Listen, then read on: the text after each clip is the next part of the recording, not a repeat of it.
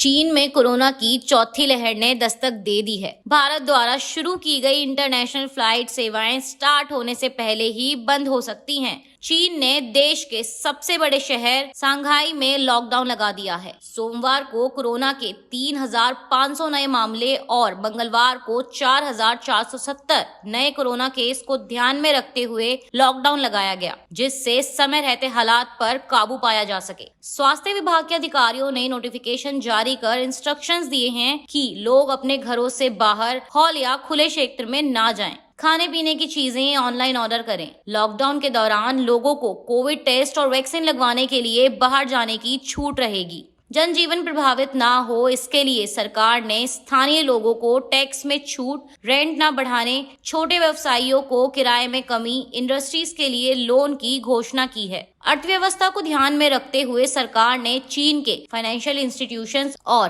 Shanghai port को सामान्य रूप से काम करने की अनुमति दी है। उधर हाल ही में दक्षिण कोरिया की ओर से कहा गया था कि देश इन दिनों तेजी से बढ़ रहे कोरोना संक्रमण के संकट से जूझ रहा है। लोग भारी संख्या में अस्पतालों में भर्ती हो रहे हैं। वहीं कोविड से मरने वालों का ग्राफ भी तेजी से बढ़ रहा है। स्वास्थ्य मंत्रालय ने एक बयान में कहा था कि 60 शमशान घाटों को लगातार शवों को जलाने के निर्देश दिए गए हैं। इनकी कैपेसिटी 1000 से 1400 शवों के रोजाना दाह संस्कार की है। इसके साथ ही साउथ कोरिया के स्वास्थ्य अधिकारियों ने डेड बॉडीज के लिए भारी संख्या में रेफ्रिजरेटर खरीदने के निर्देश दिए थे। भारत में बीते 24 घंटे में देश में कोरोना के 1259 नए केस सामने आए हैं, जबकि 1705 लोग कोरोना से ठीक हुए। लेकिन अभी भी चिंता इस बात की बनी हुई है कि कोरोना से एक दिन में 35 लोगों की मौत हो गई, जबकि एक्टिव केस 15,378 रह गए हैं। भारत सरकार ने महामारी की सिचुएशन को नॉर्मल देखते हुए 27 मार्च से अंतर्राष्ट्रीय फ्लाइट शुरू करने की घोषणा की, लेकिन चीन में बढ़ते मामले को देखकर सरकार इस फैसले पर पुनर्विचार भी कर सकती है। इंटरनेशनल फ्लाइट्स शुरू करने का फैसला सरकार ने 15 दिसंबर 2021 को भी किया था, जिसमें 14 देशों को छोड़कर बाकी सभी देशों के लिए उड़ान भरी जा सकती थी। लेकिन कोरोना के तीसरे वेरिएंट ओमिक्रॉन की दस्तक के बाद सरकार ने अपना फैसला वापस ले लिया था। आपको बता दें कि वर्तमान में उन 14 देशों में से कई देशों के साथ एयर बबल एग्रीमेंट के तहत उड़ान सेवा जारी है। बहरहाल 31 मार्च के बाद सरकार कोरोना प्रतिबंधों के नियमों में ढील दे रही है, लेकिन सोशल डिस्टेंसिंग और मास्क पहनना अनिवार्य होगा।